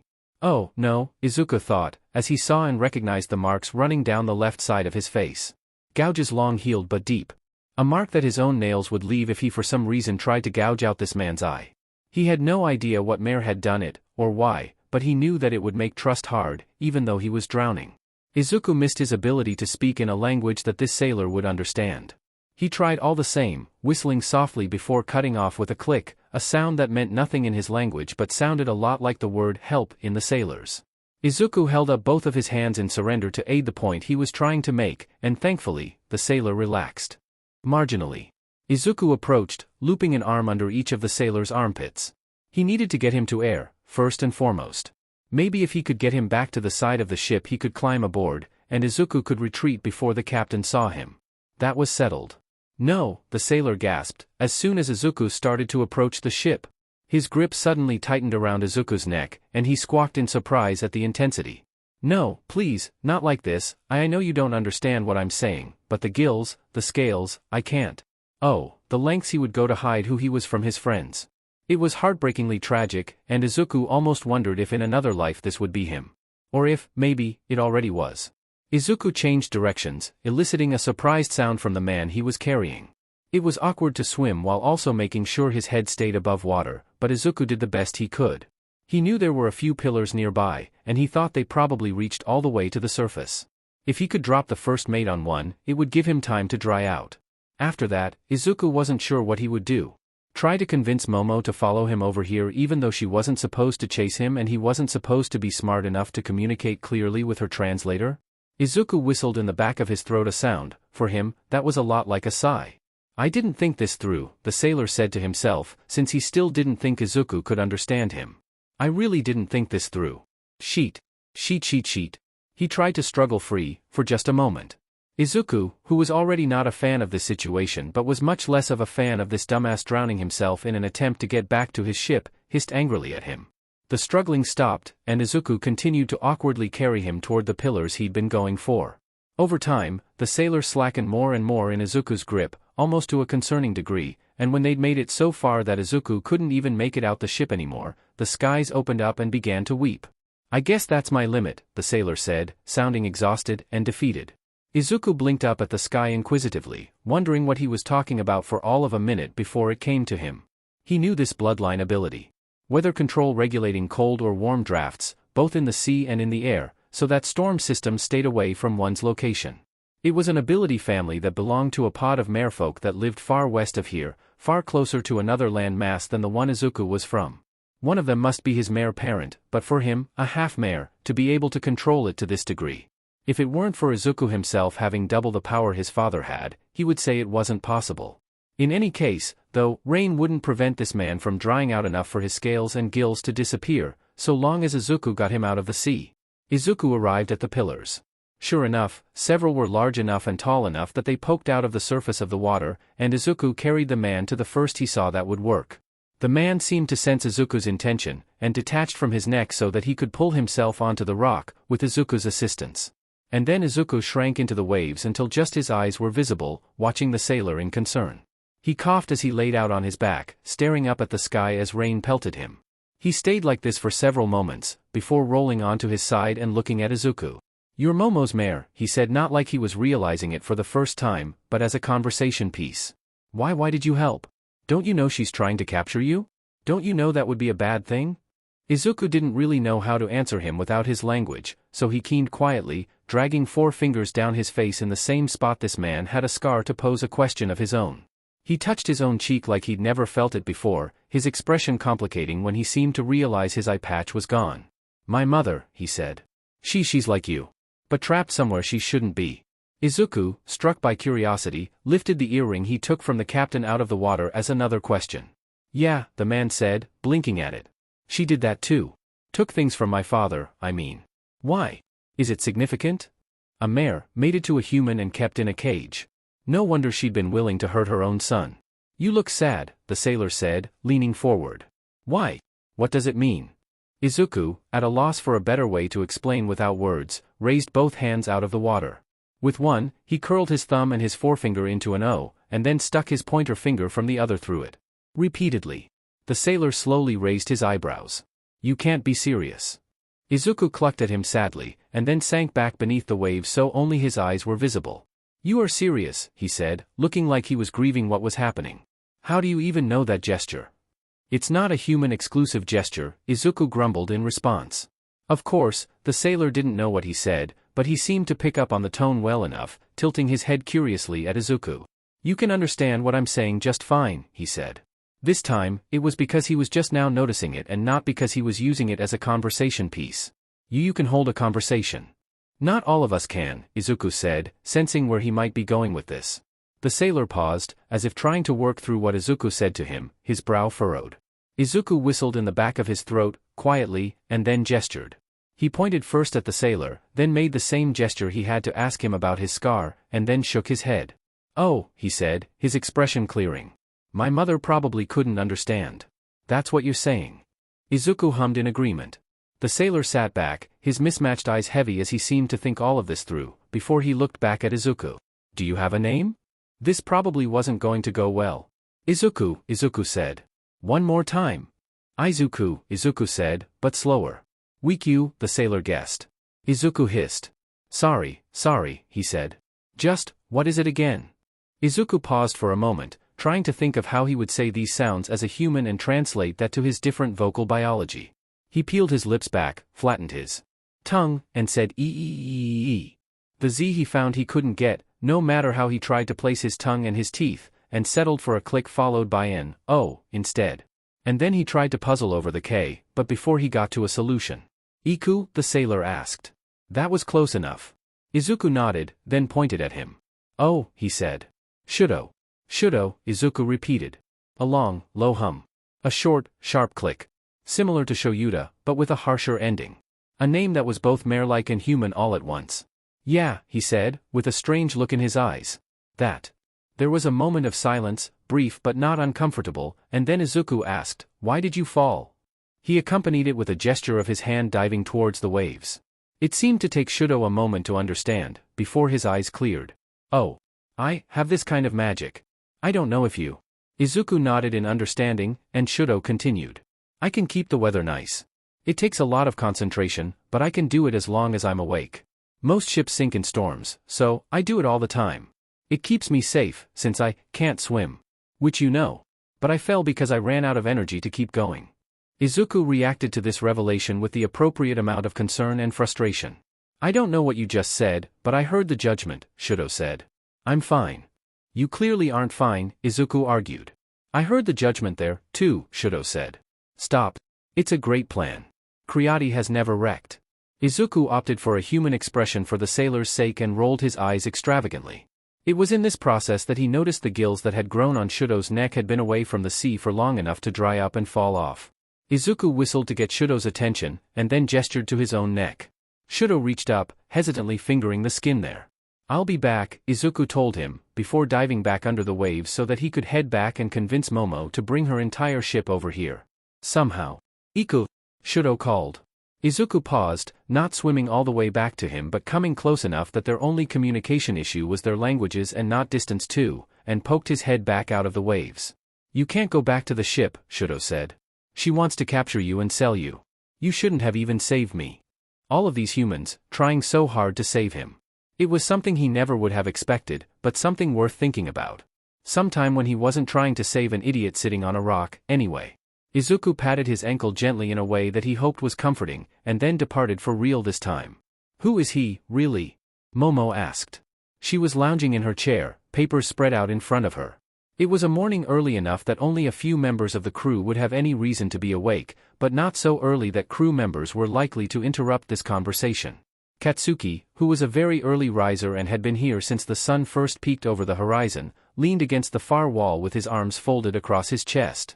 I told you the truth, Captain, Katsuki said. We knew each other when we were kids, but haven't seen him in over a decade. And you expect me to believe that you just so happened to run into your childhood friend at a port we weren't even going to dock at, and that this same childhood friend just so happened to be an expert in merfolk? I know it's odd, Katsuki said, but everything I said to you was true. She hated it, but she could tell that he was telling the truth. Katsuki was a terrible liar and always had been. He could avoid a topic like a champion, but actually lying was out of the question for him, considering how many tells he had. It's so strange, Momo said, scowling as she continued to play with her dagger. The tip of it scored the wood of her desk, but it wasn't like she cared. She hated that she couldn't get Katsuki's mysterious friend out of her mind. Well, Katsuki said, unfolding his arms. Did you have a nice night with him? Katsuki, please, Momo said, raising her eyebrows at the surly blonde. Do you really want to ask me that question? Her goal had been to embarrass him enough that he didn't ask any further questions. To her chagrin, this question had the exact opposite effect. He stepped further into her room, pulling out the chair across from hers before sinking into it, and leaned forward enough that he could rest his elbows on her desk. You're the one that keeps pestering me about him, he said. So, it might be morbid, but I'm a little curious about the obsession at this point. Hush, you, Momo said, looking away from him and doing her best not to blush.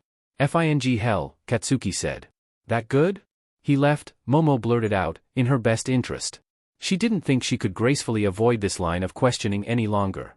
He said, "I can't do this," and then disappeared mysteriously before anything happened. Katsuki leaned back, folding his arms. "Oh, I get it. Don't patronize me. He's your one that got away," Katsuki said, in that irritatingly knowing voice.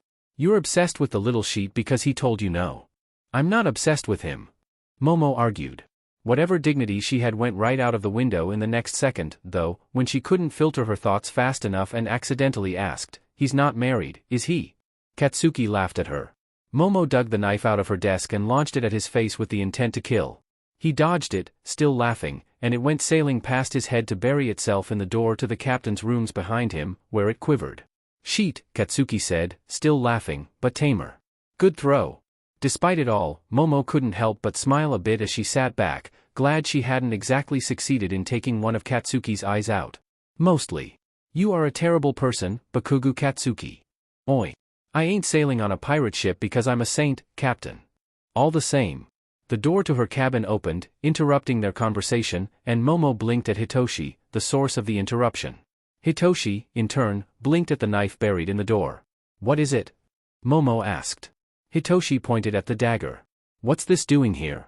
"Target practice," Katsuki said with a snort. She missed. "Okay. Hitoshi. What do you need?" "The mayor is here," Hitoshi said. "What?" Momo asked. It was a shared question, though Katsuki won for impressiveness, since he also stood as he asked. "He's here," Hitoshi said with a shrug. "I don't know what you want to do about it, since you've recently sworn off mare hunting." "Ah?" She found that despite her resolution she wanted nothing more than to stand and charge out to see her mare, to smile as she chased him. It shouldn't have, but it felt like she was ripping out her heart when she said, "Just ignore him, I suppose. He'll tire of us even to Katsuki." Katsuki paid her no heed, just continued storming out of the cabin. He shoulder-checked Hitoshi at the door, who rolled his eyes at him, but Katsuki didn't stop for that either as he prowled out onto deck. Momo shared a glance with Hitoshi, who shrugged in response. She deliberated for only a moment. On the one hand, she shouldn't go. She made a promise to Shouto, and as much as she loved this chase and the mare that made it possible, if she wanted to keep that promise, she shouldn't even go to look at the mare, so long as she could avoid it. Momo stood and followed Katsuki out onto the deck. "Shu, you bstrd."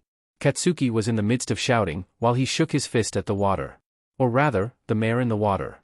Angry hissing emanated from over there, and the few members of the crew holding a net nervously between them reeled back. "F you!" Katsuki shouted back. "Get out of here, you ungrateful fish!" Momo arrived at the railing next to him, and felt her breath catch as she looked down at the mare. He was just as beautiful as he had always been, green scales glittering and shimmering in the light that reflected off of the water.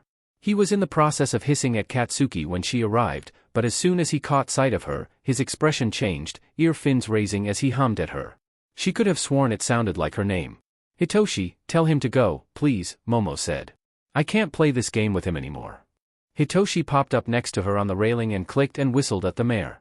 He seemed to listen, and then flicked his tail in an agitated way, sinking back below the waves and out of sight. Momo should feel relieved, and yet? "Well," she said, with a hearty sigh. "Hopefully that's the end of that." As if she just jinxed herself, the entire boat shook. Momo lost her balance and crashed into Katsuki, and Hitoshi lost his balance and crashed into her. Katsuki held up all three of them but not without a swear word or two. "What in the?" Momo started to ask. From the front of the ship, Denki let out an undignified shriek. Momo led the charge this time, marching up to the cockpit and leaning over the railing, and was taken aback by something she never thought she would have seen: a second mare. He was positively enormous, with broad, sculpted shoulders. His tail, long and powerful, was probably at least 12 feet long in and of itself. It was as deep blue as the sea, but some of the scales at his hips were blood red in color, matching the webs between his fingers and the fins on his forearms and face. His hair, long and wild, was as yellow as gold, billowing in the water around his head, and when he looked up at her, his eyes were the piercing blue of the sky on a clear day. And on his side, twisting and horrific, was a large star-shaped scar. "I'm looking for something that was taken from me. It's red, yellow, and blue all over, and hopefully close to death's door. Seen anything that rings a bell?" The captain of the black ship had asked about this mare. Right before he asked her about hers. The new mare let out a low sound, booming and resonant, and beside her, Hitoshi breathlessly translated. "He says, you will follow."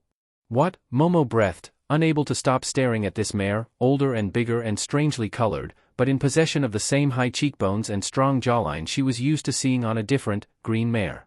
On her other side, Katsuki seemed just as taken aback. The mare heaved, giant muscles flexing. Momo grabbed onto the railing this time as her ship was forcefully turned in the water, her direction being changed by this strange new mare. Is this an attack? Denki cried out, desperately grabbing a rail too. I don't think so. Momo called back. Everyone, stand down. Don't attack this mare or any others that might appear. While she was still looking in the water, unable to tear her gaze away from this newcomer, the waves parted once again, and her mare reappeared. He looked almost small compared to his larger, more vibrantly colored friend. He held something in his hand reverently, holding it up for her, even as he brushed against his companion and chattered nonsensically. The mare held up the object he had retrieved, and there in his hand, as black as the night, was a familiar eye patch. Where is Shouto? Momo asked, with a sinking feeling. Todoroki. Katsuki roared, with more authority. Eyes on Todoroki, anyone? There was no response. Dunce face. Katsuki barked. Hey! Denki protested, but Katsuki ignored him. Go check below deck for the first mate. Momo looked back at the eye patch, taking in every detail she could about it. The bit of weathering on one corner, the scuff mark over the band, the scars. On her mare's hand. A ring of scar tissue around a finger, the latticing lines on the back of his hand, the oddly bent fingers that curled his webs in odd ways. Momo snapped her gaze up to her mare's face, taking in the green of his eyes. They were familiar, because of course they were. They always had been. He smiled at her in a sad, human-like way, and let out a low, mournful keen. Momo closed her eyes, and then spun away from the railing. We're going to follow the marefolk, she shouted to her crew. All hands on deck. I suspect they're going to lead us to Shouto. Everyone was confused, but they complied, all of them going to their usual spots. Kyuka was awakened so she could climb to the nest to keep an eye out for Shouto. Momo went to the helm to steer, while Hitoshi stayed at the rails, calling out translations. Thunder rumbled in the distance, and as they moved, the skies began to weep. There were several rumbling hums and clicks, and Hitoshi said, Keep anyone with mare blood in their veins out of these waters when you rescue the rock, stupid? Is that what you said? A series of low hums that sounded like a chuckle followed, and then more clicks. The idiot on the rock, Hitoshi corrected. The green mare added something, his voice higher and more lilting, and that, too, was familiar. Hitoshi repeated the sound he made, whatever it was, and then went, Oh. Shouto. That's his name. They're saying they left him on an outcropping of rocks, but Hitoshi paused, as the low clicking of the large mare resumed. The tide will rise with the storm, and there are marefolk that smell him and want to eat him. Well, that's terrifying to hear. There was another series of low clicks, and Hitoshi translated. They only want to eat other marefolk, not humans. But the half-mare is easy. Easy prey. Holy fing sheet. What? What did you say? Shouto, Momo thought with despair, as she continued to hold the wheel steady. Shouto, why, what were you even doing in the water when you can't swim in the first place? He said Shoyuta, Hitoshi continued. That's a name of another mare, I think. That one is apparently protecting Todoroki right now, but we need to hurry, which is why he's carrying the ship for us. This is so bizarre, Captain. I've never met a mare that can talk this much and this clearly before. Hitoshi cut off as several low clicks interrupted him. Go right, Katsuki said, from the other side of the railing, and Momo turned the wheel. They made it to the rocks the mare had told them about in record time, and Momo almost started crying in relief when she saw Shouto sitting there, the mysterious scar and white hair she hadn't seen since they were 16 on full display once again. He saluted her as she approached, and without any further discussion or planning, Katsuki tied a rope around his waist and plunged beneath the waves. The green mare Momo wondered if it was too bold to call him Izuku, but she didn't think it was followed alongside him, still leading, still guiding. Izuku and Katsuki rescued Shouto from his rock together, and then Katsuki alone brought him back to the ship. The rest of the crew grabbed the rope and hauled them back aboard, and Momo crossed to the railing as Katsuki and Shouto spluttered, looking out over the water. She saw a mare with stark black fins cut through the water, and away he must be the one Hitoshi had mentioned earlier. The large one that had been guiding them followed after, his long and brightly colored tail disappearing in the waves quicker than she would have expected it to. Then there was only one left, bobbing with his head and shoulders above the waves and giving her a mournful look. All she'd ever really wanted was to talk to the marefolk, to learn from them. In that regard, she was accomplished. Momo saluted him as she tried for a smile, and he keened only once as he cut away from her, lost in the waves in the span of a few heartbeats, likely to be seen never again. Momo dug her toes in the sand as she walked along the beach, her boots carried in her hands. She wasn't entirely sure of what she was doing, but she hoped. She hoped. It had been Shouto that led her here. He filled her in after he was rescued both on his own horrifying past and on the mare that she had been chasing. At first the idea seemed preposterous to her. Humans didn't have mating rituals, after all, and instead found romantic partners through a series of seemingly random chaotic events called courtship, but then she thought of the look in Izuku's eyes as he left her in her room at the inn. She thought of what he had said, about the careful way he'd taken her earring in his mare form, about the pursuit, and suddenly, she hoped. Hoped that he was still following her. Hoped that he felt the same pull towards her that she still felt towards him. Hoped that he would come if she called to him. Hoped that he would listen. Momo set her boots in the sand and walked into the sea. She didn't stop until the waves lapped at her knees and the hem of her pants were wet, and still she wondered if she was out far enough for whatever it was she hoped she was accomplishing. "Izuku?" she asked, but there was no response but the gentle crash of waves against the sand. She called to him again and got the same, and then tried a third time.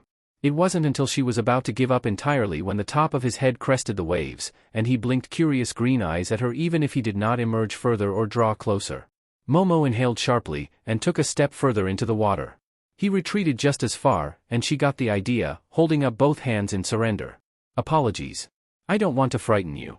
I wanted to thank you, actually, for what you did for Shouto." She took another step, and this time he didn't retreat, watching her curiously.